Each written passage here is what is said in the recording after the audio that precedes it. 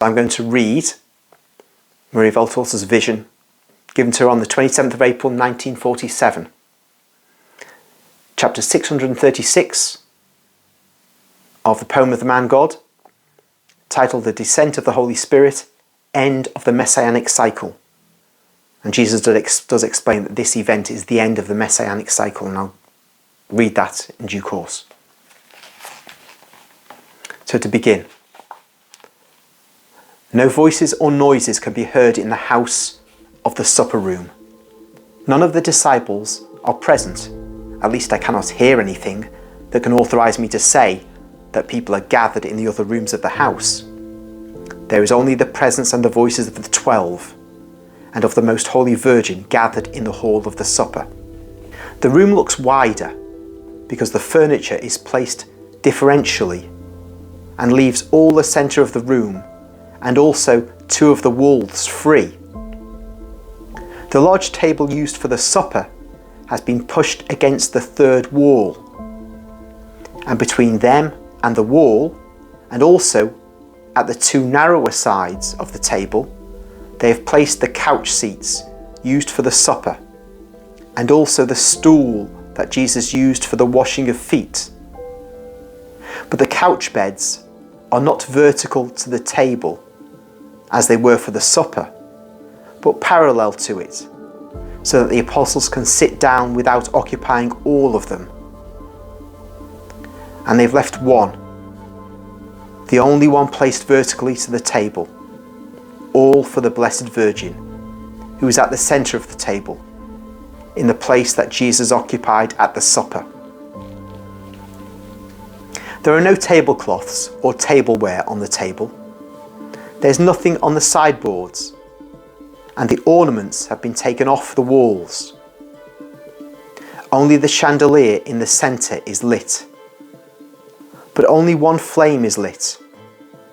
The other small flames on the circle forming a corolla to the strange chandelier are out.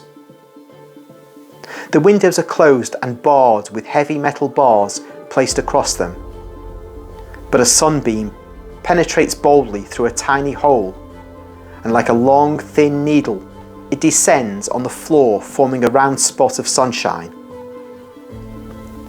The Blessed Virgin, sitting all alone on her seat, has Peter and John at her sides on their seats, Peter on her right, John on her left. Matthias, the new apostle, is between James of Alphaeus and Thaddeus. In front of her, Our Lady has a large, low chest of dark wood, which is closed. Mary is dressed in deep blue.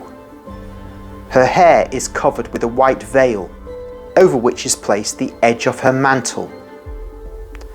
All the others are bareheaded. Mary is reading slowly in a loud voice, but as the light that arrives there is very faint, I think that rather than read, she's repeating by heart the words written on the scroll that she's holding spread out. The others follow her in silence, meditating. Now and again they reply when it is appropriate. Mary's face is transfigured by an ecstatic smile. I wonder what she sees that is capable of inflaming her eyes like two clear stars, and make her ivory cheeks blush as if a rosy flame reflected on her. She is really the mystic rose. The apostles bend forward, sitting a little sideways to see her face, while she smiles so gently and reads, and her voice sounds like the song of an angel. And Peter is so deeply moved that two large tears fall from his eyes and stream down along wrinkles on both sides of his nose to get lost in the thicket of his grey beard.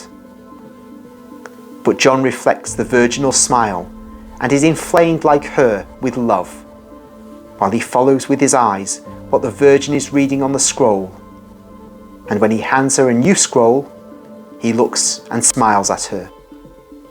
The reading is over. Mary's voice stops. The rustling of the parchments rolled and unrolled comes to an end, Mary concentrates in secret prayer, joining her hands on her breast and leaning her head on the chest. The apostles imitate her.